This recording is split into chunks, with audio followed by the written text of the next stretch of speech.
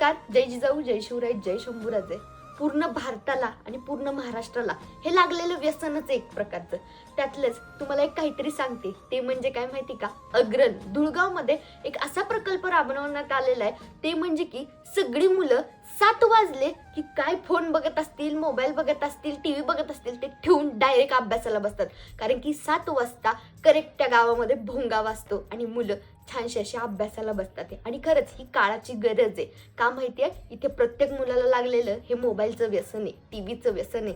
हे कमीच झालं पाहिजे. एकाच गावाने का करायचं बरं? हे सगळ्यांनी अंमलात आणलं पाहिजे. आणि खरंच हा प्रकल्प आहे ना, तो खरंच लवकरात लवकर अंमलात यावं ना, ही माझी तरी इच्छा. आणि खरंच त्याचबरोबर तिथल्या सरपंचांना माझा सल्यूट आहे की त्यांनी एवढा छान प्रकल्प काढलाय की जेणेकरून मुलं अभ्यासाला बसतात आणि त्यांची 2 तासाची 7 ते 9 वाजेपर्यंतची छानशी बैठक सुद्धा होती आणि त्यांना ती सवय लागते, ती म्हणजे एका जागी बसण्याची आणि एकाग्रताने अभ्यास करण्याची.